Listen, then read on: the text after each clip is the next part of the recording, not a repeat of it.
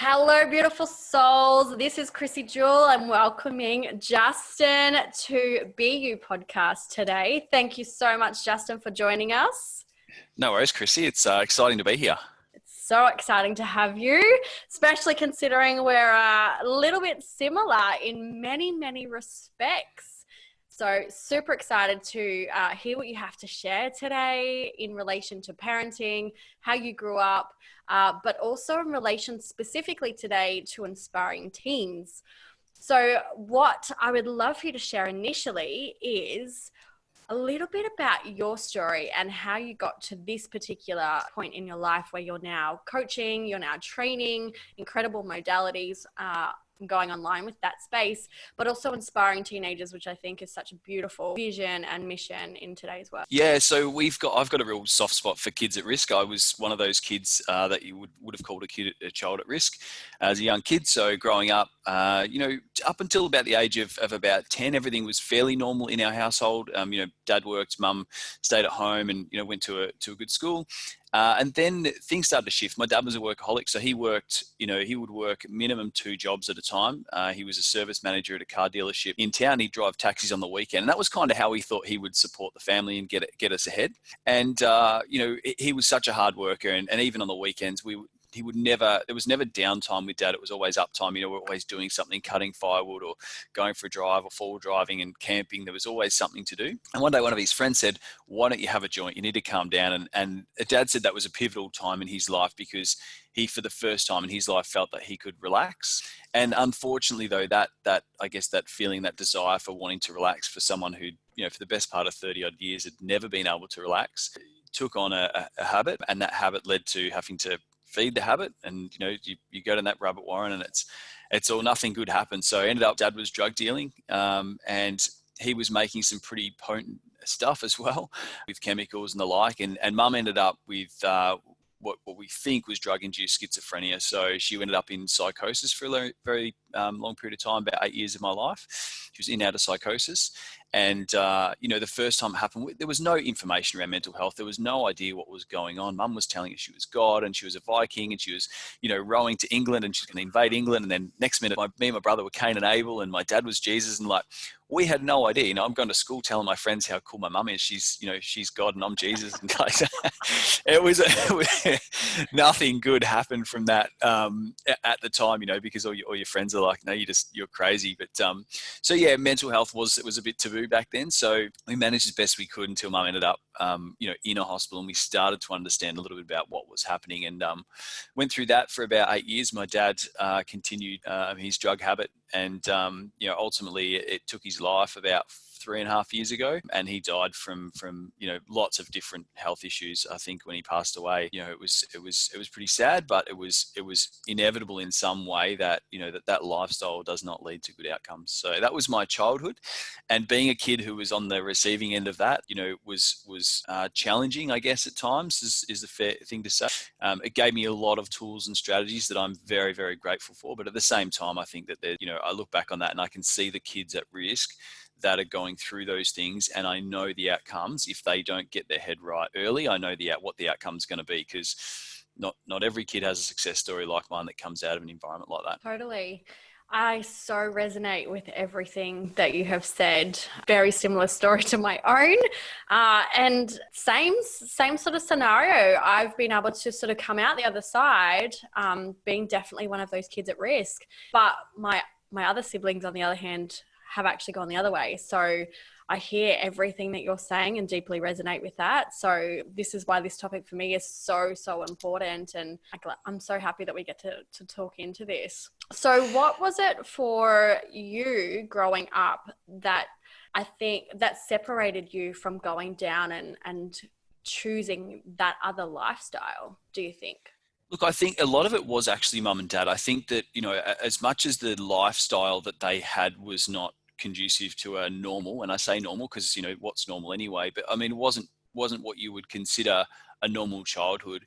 They were still very loving and caring parents. They still very much wanted us to be successful. There was times where, things were very challenging. I didn't feel loved. I didn't feel like I was okay, didn't feel safe, but for the most part I did. So I think that's probably the first thing, is that, in most of the circumstances where kids have trauma, they don't feel like they have another option. And this conversation with a friend of mine this morning around, what is trauma? And I think this is one of the big problems that we're starting to see in our society, is that people think that adversity is trauma.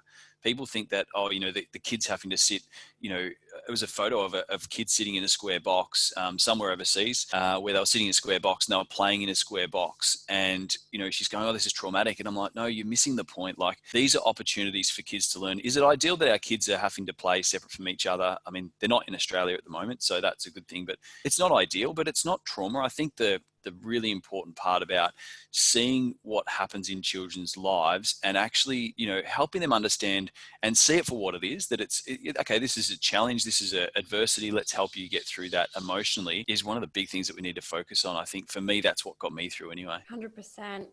And I think the big part that you mentioned there is actually helping them with their emotions. Now, I know for me, when I'm working with parents, a lot of parents don't even know how to work on their own emotions.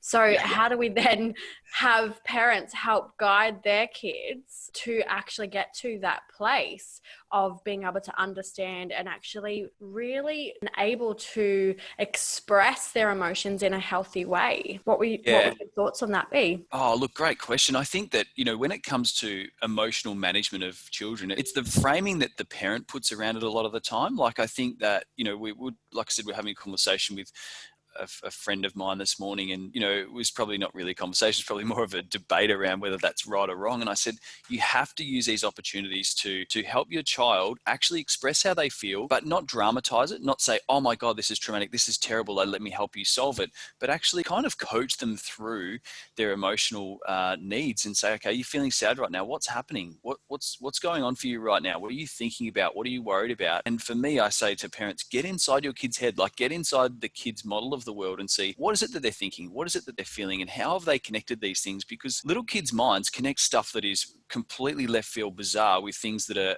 somewhat fact, and they put the two together. And I think that as a parent, the best thing you can do is get inside and understand what's going on, rather than deal with the behavior. Or, and some parents attack the behavior, like stop crying and stop being a sook and stop being angry and go to your room and that sort of stuff. And don't get me wrong, I do that too. I'm not no perfect parent. I lose my temper as much as anybody else. Totally. But I think what I do have is the skills and tools to be able to step back and go, okay, what just happened then? And to be able to go and have a conversation with my kids. My kids are 8 and 10, to be able to go and have the conversation with my kids and say, what happened? What were you thinking about? What was going on for you?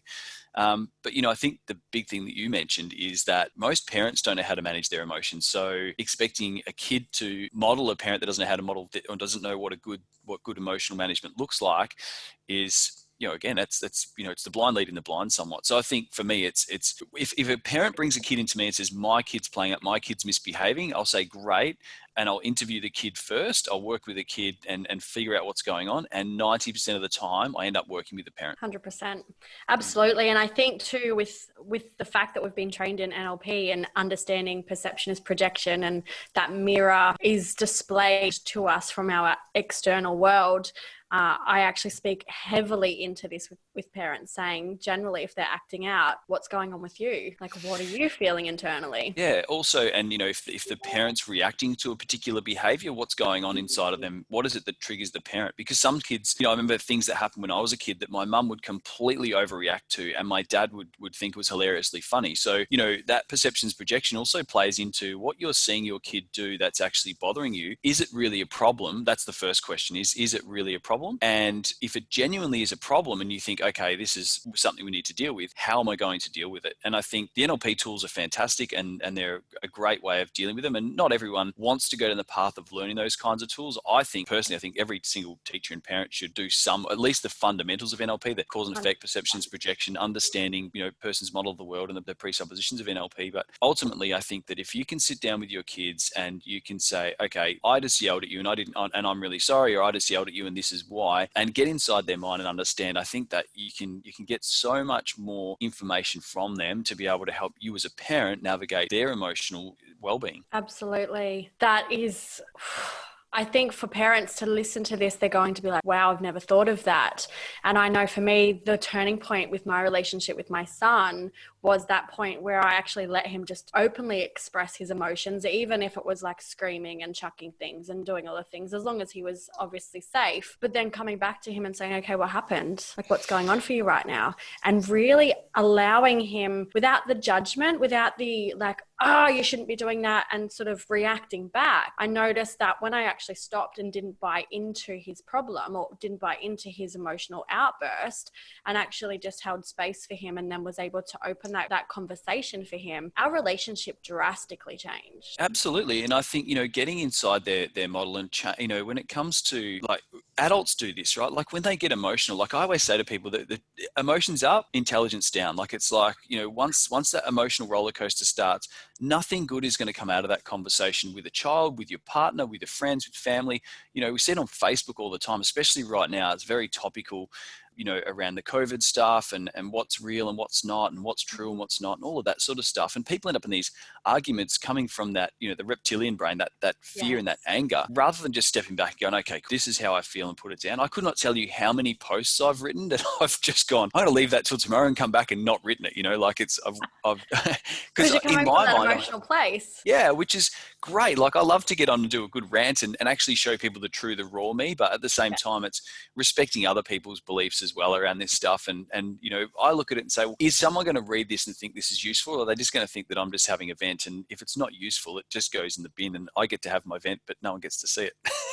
Yeah, wow. So I would love for you to share, what does the real and raw Justin look like? And how do you get to the point where you're like, oh, is this actually going to be useful for someone else? Or am I just literally projecting that shit out into the world? Yeah, it's good. I mean, I've got a guy that works with me, Josh, and Josh is fantastic. He is the little voice that sits on my shoulder every now and again. And no matter what I'm doing or what we're doing in our business, and I'm a bit of a visionary. So I'm very high chunk. I'm very like, right, we're going to do this. We're going to go and do this amazing thing. And Josh is the realist. He sits back and pulls me back and says, yeah, he's like the opposite. And he's very much into, okay, what's the detail of this going to look like? And when, we talked about doing an online practitioner course. And I was like, yeah, mate, we'll knock this out in a couple of days. He's like, no, this is going to be a really big job. I was like, mate, it'll be fine. Don't worry about it. Like that's me. I'm just like, we'll deal with it later. Because in my whole life, that's what I've done.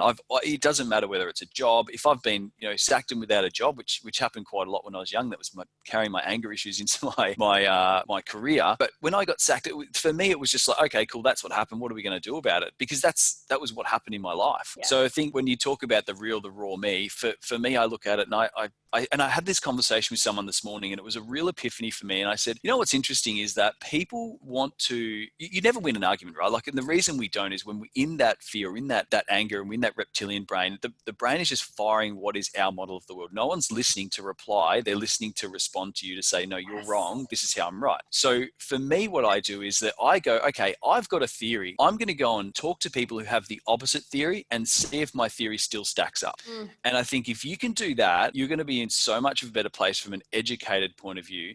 And look, my dad was a conspiracy theorist, and as a kid, I was very much away motivated from the conspiracy theories. I now understand that there's truth in everything, and it's just a matter of, for me, I look at it and go, okay, I watch a conspiracy video or I watch something on mainstream, and I say, what's the opposite narrative to that? Even if I agree with that, what's the opposite narrative, and what is the opposite person saying that I can say, okay, does my theory still stack up against that? And if not, the truth is somewhere in the middle, and I'm just finding where that is. And I think when I do go on those big rants, and and quite often those rants are just to my phone, in a video, and sometimes they get posted, but majority of the time they don't. The voice that comes back in my head is the question that Josh asks me every time I come up with a harebrained idea, and it is, for what purpose? And I think when I ask that question and I look at what I've written or what I've said or what I've done in a video, and I think, for what purpose? What am I trying to achieve out of this? And if it is purely just me wanting to vent, it goes in the bin. Yeah. If I think the purpose of this is to influence people to do something different, then I'll post it. Sure. And do you think there's ever a time where you vent and it could just be a opportunity for someone else to maybe think about that in a different perspective? Or do you think like your vents sometimes are just like, you know what, that's It's not helpful to anybody, and that's Uh, super highly emotive. Yeah, I think.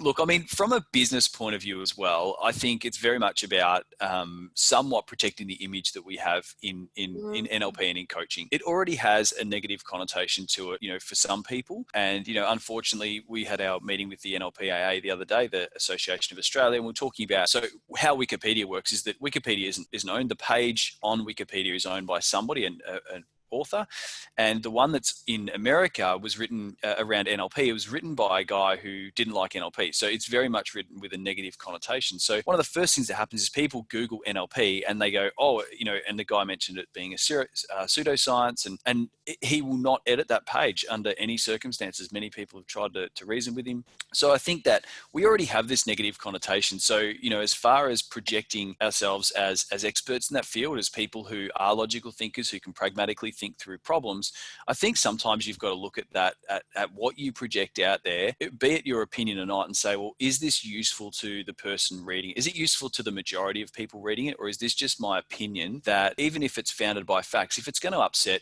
a percentage of people, you've got to look and say, is it worth that? Because, sometimes it's not. And how do you differentiate the difference between showing, we're going to go there. Yeah. Because I used to be the same. I used to sort of wear this mask and be like, oh, I've got to be really careful about what I say and how I say it, and particularly using the NLP in a way that was, for what purpose, and am I going to have the most effective outcome from this? And then I got to a point where I was like, you know what? I want to be an authentic leader. I want to be an authentic parent. I'm like, this. Yeah. I don't want to push back, because some of the ways that I think, and I know we were talking about this before we jumped on, some of the ways that I think around parenting specifically, I don't want to be someone who regurgitates and regurgitates what I've been taught, and that's going to push back against a lot of parents, particularly because a lot of parents have a lot to say and a lot of judgment that they're happy to pass up if you don't think and do and act the same way, which is generally what they've been taught by their parents or whatever the case may be. So I would love to know, when it comes to that, how do you actually differentiate in your mind, being NLP trained, what is useful and not? Because for me, I've got to the point now where I'm like, no, I want to put it out there. I want to actually give both sides and sort of like, let's kind of have a little bit of a debate maybe, or a different perspective out there that actually gets people to think differently. I think the way that I look at that is I first of all ask for what purpose, and then I think, is this written or positioned in a way that's going to actually create people to think, or is it going to just create a debate? And I think there's important to differentiate between the two, because there are lots of people out there that have a narrative. So that the conversation that, and it took me a long time to reply to this particular friend, that they're very much down the alternative space, which I would like to consider myself someone who's probably more on the alternative side, the mainstream side. Majority of the kids that I see and the parents that I see, mainstream isn't working for them. And that's not a generalization of everyone, because I'm sure it's working for some people, but majority of the people that I see, it's because they've gone down mainstream, they've gone to Headspace, they've gone to a psychologist, a counselor or whatever, and hasn't worked for them. So they're seeking something alternative. So for me to look at, and to use this particular example, there was a photo in France of kids being basically roped off and not allowed to play with each other. And, when I think about stuff like that and I start the conversation, I'm thinking to myself, am I going to help this person become educated, and vice versa? Am I going to learn something from them? Or are they just wanting a fight? Are they just wanting to say, this is my belief and I'm going to stick to it? And this particular friend of mine actually had a psychotherapist comment and said, yeah, that's trauma. And I challenged that. I'm like, well, hang on, you're a psychotherapist. Tell me what about a kid sitting in a box? It's not great. Like, we don't want our kids doing that. But tell me about what that is trauma. Like, trauma has 4 key components that it needs to meet, and it meets none of those. It needs to meet all 4 in order for it to be called trauma. And you're a professional saying that. So I think when that sort of stuff happens, I will challenge those people, because they have a responsibility to actually articulate back to people, that's not trauma. Okay, it's a bit of adversity, it's a bit of change. We don't agree with it. We don't want it. We don't want to see kids having to play in roped off areas and not touch each other. But man, like, that's an opportunity for a kid to learn. So for me, when it comes to expressing how I feel, I'm thinking, am I going to challenge this person in a way that they go, you know what, I need to think about the other side? Or are they going to watch this and think, okay, someone's pushing their own agenda or their own values or opinion and I disagree with it? Or I have people on the other side side who are like, I totally agree with that and align with it, neither of which serves a purpose. Because if people jump on and say, yeah, I align with you, you're 100% right, I haven't made a change. They're just agreeing with me. And what's the point? That's an ego thing. If the people who disagree will sit there and watch it and go, I don't agree, you're an idiot, you're a blah, blah, blah, then I haven't made a difference either. So the way I look at it is, for what purpose? And then, is this going to actually challenge someone's belief system enough for them to go, okay, I'm going to step back and have a bit of a look at this. And I said that to this particular friend of ours. I said, this is what's going on. And she said, well, I'm going to take the advice of a lady who's a psychologist whose opinion aligns with my values. And I'm like, I'm wasting my time. Like, you've already made your mind up that this is what's going to happen. And I think that unless I'm in a forum where people are open enough to be able to consider alternative thinking and to consider challenging their model of the world, it's a waste of time. And social media is not the platform to challenge people's model of the world, by the way. It's just like, I think people want to do that. But, what happens is we end up creating this, oh, you're a tinfoil hatter if you're down the alternative line, or you're a sheep if you're, that's completely disrespectful of the person on the other side. Like, we need both sides to be out. The truth's somewhere in the middle. It's not full left. It's not full right. It's somewhere in the middle. Maybe it's 90% this way or 90% that way. So I think unless my content's going to actually create someone to look at that content in a way that reframes their values and belief system, it doesn't go up. I absolutely love that answer. Thank you so much for sharing. So speaking into that, then, I would love for you to share, particularly around parents, and maybe they've got challenging teens that don't fit into the normal system. I know that's how I got on this journey, particularly because my son did not fit into mainstream at all. And we did the counselors and psychologists and all of those things. So how do we help parents who maybe have never really looked outside of mainstream, out of the normal system, to be able to explore what's possible with their kids? And how do they support them, but also how do they look for ways to be able to support themselves in that transition from mainstream? Yeah, look, I think what's really important, and we talk about this a lot, is that it's not mainstream or alternative. It's not an or, it's an and. And I think that we need to also be acutely aware, irrespective of people's beliefs. There'll be some people who go, no, mainstream's a bunch of rubbish. And there's times where I look at some of the stuff that happens in mainstream and I scratch my head. But at the same time, it's the system that we've got to work with. And I think that if we are ultimately going to be successful as being, complementary medical providers, essentially, is that we need to work with the system, not against it. So I think, first of all, is helping a parent understand that, just because the psychologist didn't work, doesn't mean the psychology is bad. It doesn't mean that the psychologist, they may have got a psychologist they just didn't have rapport with, they didn't connect with. For me, I think that, we've had psychologists come through our graduate program who have done psychology, and they come to us, and this blew me away. The first lady that said it, she said, okay, I've done my 3-year degree. Now I want to come and learn some techniques. I was like, what? What did you just say? Yeah. And she said, I want to come and learn some techniques. And, that was what I said on the inside. Obviously, I was much more pragmatic than that on the outside. But I'm thinking, like, far out. And she said, yeah, we've learned all the theory, but now I want to learn the techniques. And I think that together with someone who understands the theory, I work with kids who are suicidal, anxiety, depression. I work with the kids that are literally at the bottom of the bottom, and other people have just said, we don't know what to do anymore. Like, they're the kids that I love working with. And quite often I find that, when you get inside their model of the world and you challenge what their thinking is, both the parents and the kids, that ultimately they're good kids. They're really good kids. They want to do good. They just don't have the strategies for doing good. And, sometimes that's created by circumstance. Sometimes that's created by childhood trauma. But the biggest issue that we're having right now, Chrissy, is that parents are not allowing their kids to fail. They're not allowing their kids to fall off their bike. They're not allowing their kids to just go out and have a go and fall out of a tree. They're not allowing their kids to go and fail at school. They're not allowing their kids the opportunity to explore for themselves, have the failures. I say this at all of my classes. I say, if you think back to when you were a kid, think about the most valuable lesson that you learned, something you did really dangerous, the most valuable lesson that you learned in life where you did something really dangerous. And most people say, I was, 12 years old driving a car down the street, or I was, jumped off a cliff or whatever. And it taught me a really valuable lesson. And then I asked them, where was mum and dad? And they go, oh, they weren't anywhere to be seen. That's exactly right.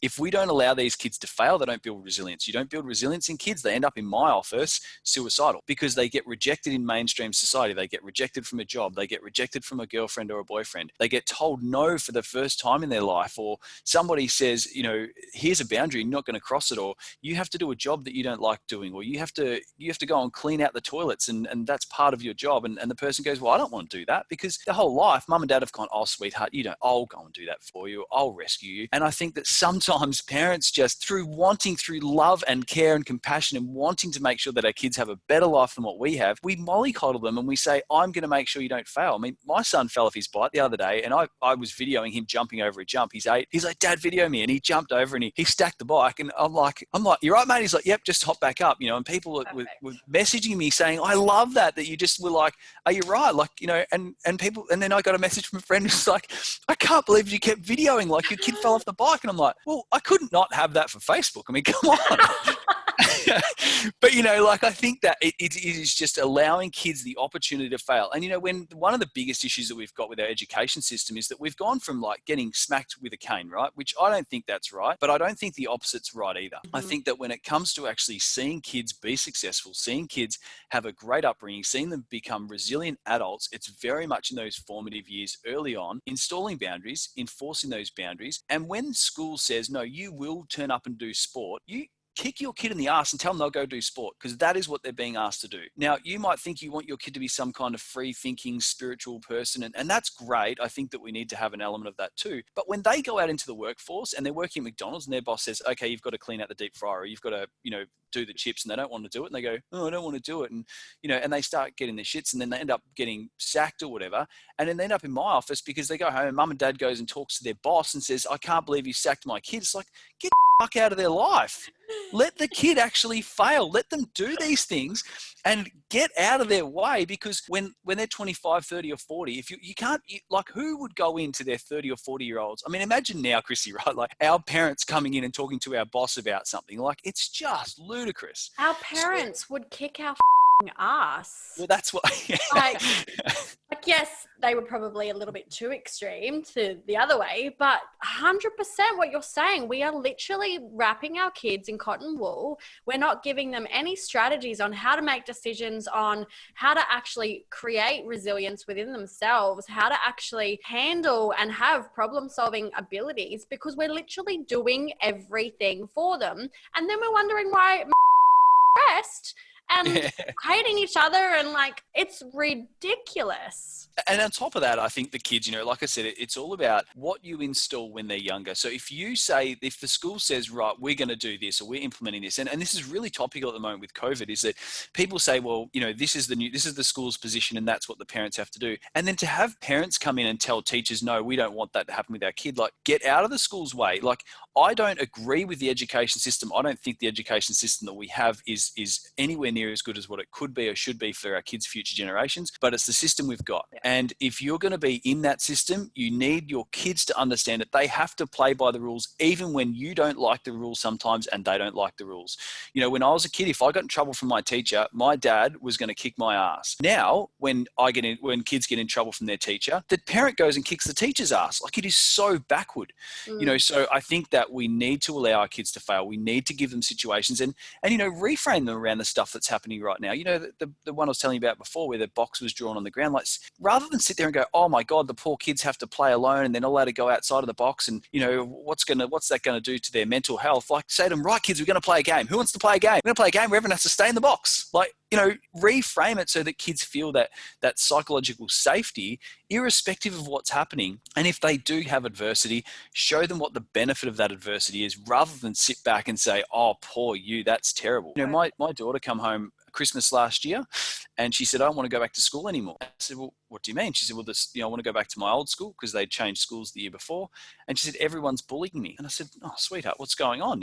And completely, like, without buying into the drama of, and I said, okay, well, what's going on? And she said, well, they think that I'm different. Now, my daughter does aerial hoops. She does pole dancing. She loves to do gymnastics. She's very flexible, and that's what she does. And all the other kids that play ball sports, and, they go out and play handball, and they go and play netball and all that sort of stuff. And she's saying, well, they all think I'm different. Now, with the skills that I have, and knowing the importance of how the brain works and the NLP skills and things like metaphors and stories, and we went through and just told a story about how this princess grew up, and she was very different to the other princesses, and that was okay. And it took me about 20 minutes to tell her the story. And at the end, she's like, oh my God, Dad, that's just like me. And I was like, great. So you're allowed to be different, and that's fine. And she walked away from that like, on top of the world. So, you know, I think that sometimes we buy into the drama rather than giving the kids the opposite side. You know, when I sat down with her and said to her, you being different is going to make you who you are when you get older, rather than going, right, which kid said that? I'm going to go and see them. What's their parents' names? What's their phone number? Like, let the kid actually have an experience that's, you know, that's adversity, without the politically correctness of going, oh, well, I'll go and talk to the parents. Like, if my kids get bullied, and I don't agree with bullying, I don't think bullying is good, but if my kids get bullied, I'm kind of like, cool, like this is an opportunity to learn something here, rather than to sit there and say, well, I'm going to go and nail the teacher or the parent or whatever. And speaking into that, how much of that do you think is actually parents retaliating and reacting to their own traumas or their own unresolved stuff, and as a result they're kind of projecting that out and being like, oh, well, I can't let anyone treat you the way I've been treated, and instead of coming from a healthy perspective, because most of the time it's not resolved, they're definitely buying into it, then amplifying the emotions of that child and the situation, and then they're reacting as opposed to responding. What's your response to that? Well, I think, first of all, sometimes parents do have unresolved stuff, but it can go both ways. So a parent who's been a bully may have a lot of regret and guilt around that, and if their kids are being bullied, they may have a really adverse reaction to that. You know, there's sort of four things that happen. Either the kid goes down the path of being like mum and dad were bullied, or mum and dad were the bully and the kid goes down the path to that, or they do the opposite. So the kid goes down the path of mum and dad go down the path of doing the opposite. So you've got a kid you got a parent who is bullied and a child who is a bully. You've got a dad or a parent who is a bully and the child is a bully. Hang on, if I said this right. Parent is bully, child is either a bully or is either being bullied. Yeah, that's right. And it's got the parent who wasn't bullied, and their child is either not being bullied or becomes a bully. Yeah, spot on. And I think that all of those do create our projections. So I think that largely everything that a parent reacts to is perceptions projection. It is just the programming that we've got. We're doing what we think is right based on whether it be unresolved or resolved issues from our childhood. I think a lot of that is projected onto our kids. But what I think is actually more important than that is you look over the last 200 years. 200 years ago, most people lived in a wooden shack, no power, no heating, like no anything, you know, there's no hot water. Even 100 years ago, people, you know, everyone had the same bath. Like we heated up a bath with water and then everyone went through and had the bath. So I think that our quality of life now has got so much better, and that is because each generation, we want our kids to have a better life than what we had. And that is one of the big challenges is, as a parent, is saying, I want my kids to have a better life. You know, for me, I grew up one pair of shoes per year. I want my kids to have nice shoes if they want. If they grow out of their shoes, I want to be able to buy them new shoes. I don't want to say, well, too bad, you know, just fit into them and you got another term to go. Like, you know, I want to be able to give that stuff to my kid, and every parent wants to do that. But the problem is when you take that to the next level, and, you know, we live in a consumable, you know, once upon a time, like you just couldn't afford to go and buy multiple pairs of shoes. People's disposable income's up, people's quality of life's up. You know, for the majority of people, the quality of life's pretty good. Even someone who living below the poverty line still more than likely has a home with power and water and you know, and income from the government if that's what they need. And I think that because we've pushed so hard to try and make our kids' lives better, that we're actually going too far and protecting them from the stuff that they need in order to learn. So, you know, that's the worry for me, I guess, is more so than what the parents' unresolved trauma is. The parents' unresolved trauma going and playing out in the way that they're trying to create such an amazing life for their child that they protect them from everything. The kid actually never gets to experience adversity without mum and dad being over their shoulder. And then they end up in my office at 16, 17, 18 years old, you know, ready to slit their wrists. And I'm not kidding. Like, that is the stuff that kids tell me. And, you know, that's the challenging part. And they're not challenging, you know, and then the parents go, oh, you're not schizophrenic, or you're not bipolar, or you're not this, or you are that. And they start labeling them. And it's like, man, it's just one big pile of shit being put into a soup mix, just being mixed around. And there's no actual outcome that we're focusing on for those kids other than what we don't want them to do. So don't act like that. Don't be bad. Don't have anxiety. What have you got? And parents say this all the time. Don't be anxious. What do you got to be anxious about? You got this and you got this and you got this and you got this. And then the kid goes, well, I've got all that stuff and I feel anxious. Now I'm a shit person.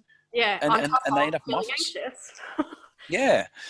So, getting into their model of the world, understand what are you anxious about, what's happening inside your mind, and understanding things like, perceptions, projection, understanding things like cause and effect, understanding active imagination. So when a kid is saying, I don't know what I'm feeling, get them to describe it. We get people to describe things in colors or shapes or whatever, because the unconscious mind's symbolic. And as a coach, I'm looking for what's the meaning of the symbolic nature, not the behavior. The behavior is irrelevant. We had a girl come in to my office recently, and she said, I'm suicidal. And I said, okay, great. So when did you decide to start being suicidal? And she went, oh, when I was 7, like just like that. And because she understands the concept of active imagination, and that when I ask a question, just answer the first thing that comes up. And, went back to an event where she was told that she wasn't good enough by a school teacher who she'd forgotten about the event, but it created a bit of programming. We cleared the programming. She's fine. So I think that, understanding, getting in that person's model of the world is by far the best way, not only for the kid, but also for the parent to understand, hang on, what is actually going on? Why am I acting like this? Why does this piss me off that my kid's being bullied, or that my kid's being a bully? Thank you. I would love for you to speak into, so if a parent is going through some stuff with their kid specifically, or even teenager, and they're really unsure what the next steps are, what would you recommend 3 steps would be for them to be able to help either in the home or for their child? Like, what's your 3 key points for any parent who is struggling somewhat with their child right now? Well, I think step 1 is listen. And I mean, genuinely listen to what's going on and look for what's the meaning of the behavior. So quite often with kids, a 17-year-old got sent into me, and his mum and dad said, his friends just committed suicide. We're really worried about him. And he came in and we started having a chat. And what was happening was that, if you imagine, and I've got just a cup to sort of show you, but imagine that his problem is a full cup, and he's just trying to talk to mum and dad about it. Every time he starts to tip out the stuff in the cup by talking about it, mum and dad are like, don't be silly. So he says, they said, what's going on? Oh, my girlfriend broke up with me. Now, his mum and dad were like, I didn't even know you had a girlfriend. Straight away, they're like, what do you mean? You had a girlfriend? And so as soon as he starts to tip out and actually be vulnerable and actually vent some of that stuff out, he's getting corrected by, oh, don't spill the cup. And then, it's like, well, what do you mean you're upset? Like, you're 17 years old. You shouldn't be upset about a girl. How long have you been together? 5 months? Oh, don't be stupid. So they actually don't get to empty out. So I think the first thing, if you're going to, from a first piece of advice, is just let your kid talk and just listen, not to respond or tell them how they're wrong or give them advice, but just listen. And I think once you do that, you start to build a more trusting relationship, with your kids. I think that if they then need further help, it's finding the therapist or the model that's going to work. And sometimes that is psychotherapy, sometimes it is psychology, sometimes it is counseling, sometimes it's alternative methods. I've just seen far too many good outcomes from the techniques that I know to question why would you do anything else, but it's about what works for the child and the rapport they have with that therapist. That's far more important than the actual tools and techniques. So I think it's finding the appropriate help to get them advice. And I think the third thing, if I was to say anything to a parent, is to find your own set of tools and techniques and go and get educated in this space of how to communicate effectively. And when I first heard that really pushed me up against my shit, because I was like, what do you mean? I've been a manager for 10 years. I've been in corporate business. I've been in sales. I know how to communicate. But what I did was I knew how to respond. I had some good communication skills inherent in the upbringing that I had, because I had to learn how to adapt to certain behaviors really quickly. But I think the third thing is get educated on how to really, really understand and interpret language, because everything that someone says has meaning. And if you can understand how to interpret that communication and how to filter it through your own filter and say, okay, what is the meaning of this?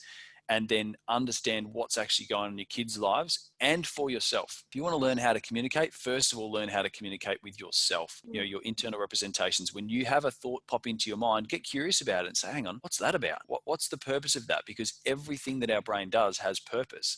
And I think that, that would be my 3 things ultimately is, really learn to listen to your kids. And, secondly, find them the right help if it's not you, because sometimes you're too close to the problem and it's good to get someone some help. And the third one is to learn how to communicate, not only with people externally, but learn how to communicate with your own inner dialogue. Perfect. And that's exactly what this podcast is about. It's about coming back to be you. What is your communication? Who are you? What is your truth? And then from that place you can lead. by example and be that model for our kids and for those that we're leading in our normal life. So beautiful, beautiful tips. Thank you so much.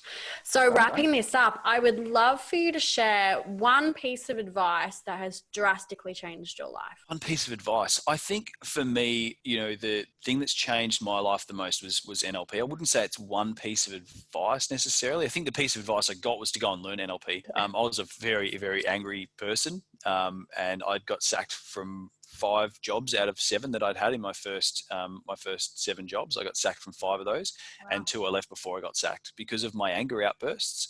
If I didn't agree with something, I'd let it. Initially, I would explode, and then of course I got sacked a couple of times, so I learned how to suppress it. And eventually, someone said to me, go and learn NLP, and because I wanted to go and do psychology with Mum being schizophrenic and wanting to understand how the brain worked. And someone said, go and learn NLP. So that was the piece of advice that changed my life. It changed my relationship with my wife. We were at a point where we were like friends. There was not a lot of intimacy. There was not a lot of banter. There was not a lot of fun. There was not a lot of excitement. We're just going through the motions. And I think a lot of parents get to that point. Yeah. And we're at that point where it was like, I was questioning, is this the relationship I really want to be in? And my wife was the same. So learning how to really ultimately communicate by using the NLP tools, that was the best bit of advice that I ever got. It sent me off on a world I did not expect to go down, but it challenged me along the way. But ultimately, it's been the best thing I've ever done. I'm hearing you loud and clear on that. It definitely changed my life.